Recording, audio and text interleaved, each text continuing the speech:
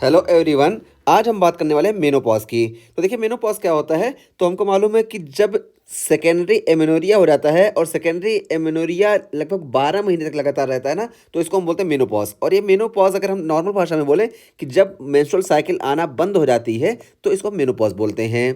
और ये नॉर्मली जो होती है, ये देखिए 51 ईयर के उसमें हमको देखने को मिलती है। तो एवरेज एज अगर हम वर्ल्ड वाइड बात करें तो ये 51 ईयर बताई जाती है, लेकिन अगर हम इंडियंस में बात करें तो देखिए 47 ईयर एवरेज एज है मेनोपॉज की। ठीक है, तो ये मेनोपॉज का हम नॉर्मल बता दिए। अब यहाँ पे देखिए पहली लाइन में बताया गया कि diagnose by amenorrhoea for 12 month. तो 12 मंथ तक अगर हमको एमेनोरिया देखने को मिल रहा है और ये सेकेंडरी एमेनोरिया होगा तो इसको हम बोलेंगे मेनोपॉज। और इसमें देखिए क्या देखने को मिलेगा कि decrease oestrogen production due to age link decline in number of ovarian follicle.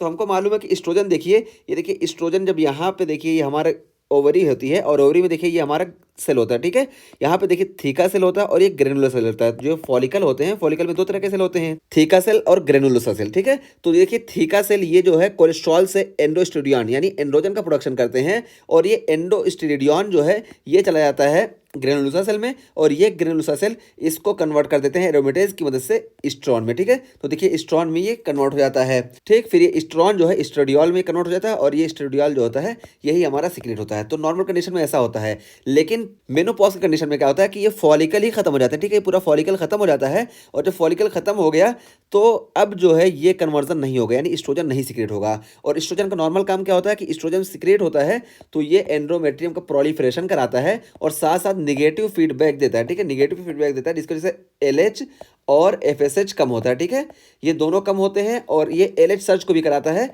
और क्या है बीच में जब हम देखते हैं कि 14 डेज ऑफ द साइकिल पे एलएच सर्च कराता है, लेकिन नॉर्मली ये नेगेटिव फीडबैक देता है जिसकी वजह से एफएसएच और एलएच दोनों कम होते हैं।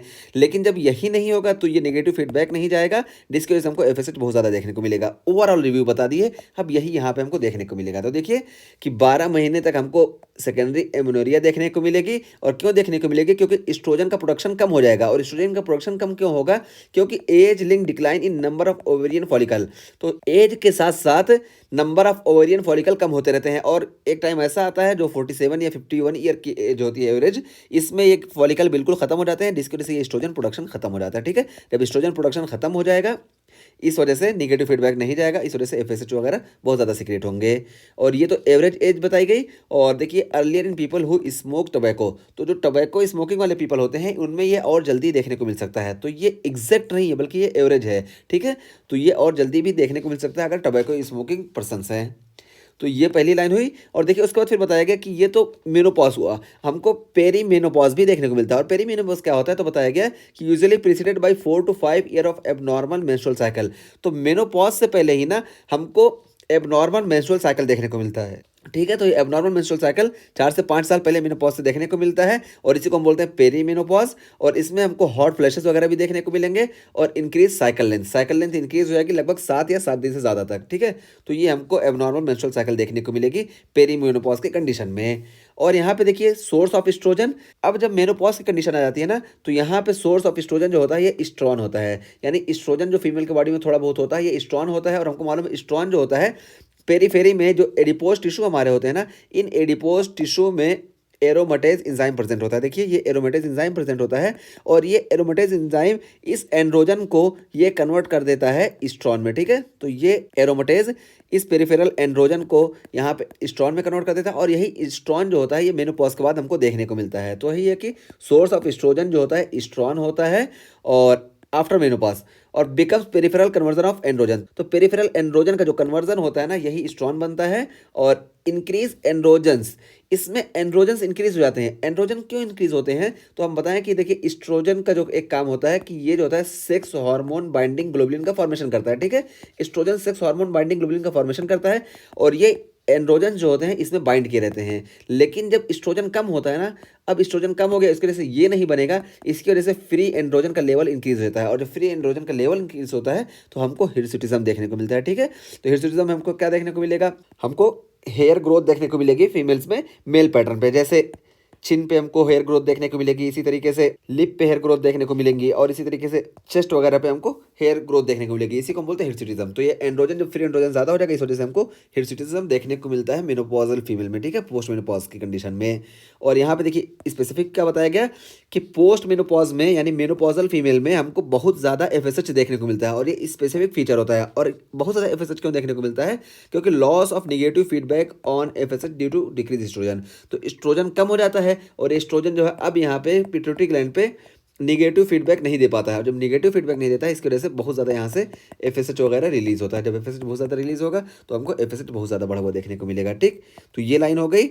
और उसके बाद फिर देखिए बताया गया कि हार्मोनल चेंजेस क्या देखने को मिलेंगे। तो एस्ट्रोजन कम हो जाएगा, एफएसएच बहुत ज़्यादा बढ़ जाएगा, ठीक है। और देखिए एलएच भी बढ़ जाएगा क्योंकि यहाँ से फीडबैक निगेटिव फीडबैक नहीं जा रहा, तो इस वजह से एलएच और एफएसएच दोनों बढ़ेंगे। और no LH surge, LH surge हमको नहीं देखने को मिलेगा। क्यों? क्योंकि एस्ट्रोजन ही जब ज़्यादा होता है ना, एस्ट्रोजन ही एलएच सर्ज कराता है, ठीक है। तो 14वें दिन या जो 14th डे होता है इस दिन एस्ट्रोजन का कंसंट्रेशन थोड़ा बढ़ता है और यही जो है स्टिमुलेट करता है एलएच सर्ज को। तो एलएच सर्ज हमको नहीं देखने को मिलेगा इसी वजह से। और इंक्रीज गोनाडोट्रोपिन रिलीजिंग हार्मोन, तो गोनाडोट्रोपिन रिलीजिंग हार्मोन भी इंक्रीज हो जाएगा क्योंकि हाइपोथैलेमस पे भी निगेटिव फीडबैक नहीं जाएगा, इस वजह से गोनाडोट्रोपिन रिलीजिंग हार्मोन भी इंक्रीज हो जाएगा। तो ये हार्मोनल चेंजेस हमको देखने को मिले, ठीक है। एस्ट्रोजन कम हो जाएगा, एफएसएच बहुत ज़्यादा हो जाएगा, एलएच ज़्यादा हो जाएगा और हमको एलएच सर्ज नहीं देखने को मिलेगा और गोनाडोट्रोपिन रिलीजिंग हार्मोन भी ज़्यादा हो जाएगा। और उसके बाद फिर मेनोपॉज की वजह से हमको देखने को क्या मिलेगा? तो देखिए हमको हेवॉक्स देखने को मिलेगा। तो हेवॉक्स से हम याद रखेंगे क्या क्या होगा। तो हॉट फ्लैशेस हमको देखने को मिलेंगे। सबसे पहली चीज़ हॉट फ्लैशेस, ठीक है। तो हॉट फ्लैशेस ये मोस्ट कॉमन है, ठीक है, मोस्ट कॉमन सिम्टम हमको हॉट फ्लैशेस देखने को मिलेंगे। और हॉट फ्लैशेस क्या होते हैं? तो देखिए हम बताएं कि हॉट फ्लैशेस जब एस्ट्रोजन कम हो जाता है ना तो रीसेट्स द थर्मोस्टेट्स इन हाइपोथैलेमस। तो हाइपोथैलेमस में जो थर्मोस्टेट्स का वो टेम्परेचर का पॉइंट है ना वो रीसेट हो जाता है और रीसेट हो जाकर इंक्रीज हो जाता है। तो नॉर्मल 37 डिग्री था लेकिन ये और इंक्रीज हो जाता है, ठीक है। तो इस वजह से हमको टेम्परेचर इंक्रीज देखने को मिलता है, ठीक है। और इस वजह से क्या देखने को मिलेगा? Intense heat like feeling. तो इंटेंस हीट लाइक फीलिंग देखने को मिलेगी और मोस्टली ये फेस पे देखने को मिलती है, ठीक है। और फॉलोइंग बाय स्वेटिंग, और स्वेटिंग भी देखने को मिलेगी। तो ये हम हॉट फ्लैशेस के बारे में बता रहे हैं कि हॉट फ्लैशेस में हमको ये देखने को मिलेगा। और मोस्ट कॉमन एट नाइट, तो नाइट के टाइम पे हमको ज़्यादा कॉमनली हॉट फ्लैशेस देखने को मिलता है और इसको हम नाइट स्वेट भी बोलते हैं। और डिस्टर्ब स्लीप, तो परेशानी तो स्लीप में होगी ही जब नाइट में हमको स्वेट वगैरह देखने को मिलेंगे। और उसके बाद फिर देखिए ईच एपिसोड जो होते हैं ये 5 मिनट से कम टाइम के होते हैं और 3 से 4 बार देखने को मिलते हैं हॉट फ्लैशेस में। और ये जो हॉट फ्लैशेस है ना ये अपने आप सबसाइड हो जाते हैं 5 साल के टाइम में, यानी मेनोपॉज के 5 साल बाद ये हॉट फ्लैशेस अपने आप धीरे धीरे खत्म हो जाते हैं, ये बताया गया। और इसमें हार्मोन रिप्लेसमेंट थेरेपी बहुत ज़्यादा नहीं करते हैं। हार्मोन रिप्लेसमेंट थेरेपी तभी करते हैं जब हमको सीवियर हॉट फ्लैशेस देखने को मिलते हैं। और सीवियर हॉट फ्लैशेस क्या होते हैं कि स्लीप डिस्टर्बेंस देखने को मिले या interfere with daily routine activity. तो डेली रूटीन एक्टिविटी में अगर इंटरफेयर देखने को मिल रहा है तब इसको हम बोलते हैं सीवियर हॉट फ्लैशेस। और इसमें हम जो ट्रीट करते हैं हार्मोन रिप्लेसमेंट थेरेपी करते हैं और यही जो है ड्रग ऑफ चॉइस होती है, ठीक है। नॉर्मली क्या होता है अपने आप सबसाइड हो जाता है 5 साल के उसमें ड्यूरेशन में, मेनोपॉज के 5 साल के ड्यूरेशन में अपने आप खत्म हो जाता है। लेकिन अगर नहीं खत्म हो रहा है और सीवियर हो रहा है तो इसको हम हार्मोन रिप्लेसमेंट थेरेपी से ट्रीट करेंगे। हार्मोन रिप्लेसमेंट थेरेपी के बारे में अलग से हम आगे बात करें, ठीक है। यहाँ पे बहुत ज़्यादा नहीं इसको आते देंगे। और ये देखिए हॉट फ्लैशेस ये हमारा मोस्ट कॉमन सिम्टम है। उसके बाद देखिए एट्रोफी ऑफ वेजाइना, तो वेजाइना की एट्रोफी हमको देखने को मिलेगी। और वेजाइना की एट्रोफी क्यों देखने को मिलेगी? क्योंकि हमको मालूम है कि एस्ट्रोजन जो होता है ये म्यूकस को थिन करता है, ठीक है। तो एस्ट्रोजन म्यूकस को थिन करता है सर्वाइकल उसमें, और यहाँ पे जब एस्ट्रोजन होगा ही नहीं इस वजह से सर्वाइकल से यानी सर्विक्स से यहाँ पे डिस्चार्ज वगैरह नहीं होगा, इसकी वजह से एट्रोफी ऑफ वेजाइना, वेजाइना में भी हमको एट्रोफी देखने को मिलेगी। और ऑस्टियोपोरोसिस देखने को मिलती है। और ऑस्टियोपोरोसिस क्यों देखने को मिलती है ना? क्योंकि एस्ट्रोजन जो होता है नॉर्मल कंडीशन में ये एस्ट्रोजन जब प्रेजेंट होता है तो एस्ट्रोजन ऑस्टियोक्लास्ट को इनहिबिट किए रहता है और ऑस्टियोब्लास्ट को एक्टिवेट किए रहता है, ठीक है। लेकिन जब एस्ट्रोजन खत्म हो गया तो ऑस्टियोक्लास्ट को इनहिबिट करने वाला कोई नहीं होता है, इस वजह से हमको ऑस्टियोपोरोसिस देखने को मिलती है, ये हुआ। और क्रोनरी आर्टरी डिजीज भी हमको देखने को मिलती है। क्यों? क्योंकि एस्ट्रोजन का एक काम ये भी होता है कि ये एलडीएल को कम करता है और एचडीएल को बढ़ाता है, ठीक है। और नाइट्रिक ऑक्साइड को भी बढ़ाता है। तो एलडीएल को कम करेगा, एचडीएल को बढ़ाएगा, इस वजह से देखिए लिपिड प्रोफाइल अच्छी होती है। और नाइट्रिक ऑक्साइड को ये ज़्यादा करता है, इस वजह से वैसोडाइलेशन देखने को मिलता है। इस वजह से यहाँ पे क्रोनरी आर्टरी डायलेशन देखने को मिलता है। लेकिन जब मेनोपॉज की कंडीशन आती है एस्ट्रोजन कम हो जाता है जिसकी वजह से एलडीएल ज़्यादा हो जाता है, एचडीएल कम हो जाता है और ये हमको डिसलिपिडीमिया का सिम्टम देखने को मिलेगा इसकी वजह से, और नाइट्रिक ऑक्साइड कम हो गया इस वजह से, और ज़्यादा हमको कोरोनरी आर्टरी डिजीज़ के चांसेस देखने को मिलेंगे। और स्लीप डिस्टर्बेंस, तो देखिए स्लीप डिस्टर्बेंस की हम बात की कि हॉट फ्लैशेस का ही एक सिम्टम है, ठीक है, स्लीप डिस्टर्बेंस। तो ये हमको इतना देखने को मिलेगा। एच से हो गया हमारा हॉट फ्लैशेस, ए से हो गया एट्रोफी ऑफ वेजाइना, और ओ से हो गया ऑस्टियोपोरोसिस, और सी से हो गया कोरोनरी आर्टरी, और एस से हो गया स्लीप डिस्टर्बेंस। तो ये हमको मेनोपॉजल फीमेल में देखने को मिलेंगे। और उसके बाद फिर देखिए बताया गया कि ये क्या होता है, menopause before age 40 suggest primary ovarian insufficiency. अगर 40 साल से पहले हमको मेनोपॉज देखने को मिल रहा है ना, तो ये बताता है कि प्राइमरी ओवेरियन इंसफिशिएंसी, यानी ओवरी में जितनी कैपेसिटी होनी चाहिए थी ना, ओवरी में इतने सारे फॉलिकल स्टोर रहने चाहिए कि ये लगभग 45 से 50 साल तक चल जाएं।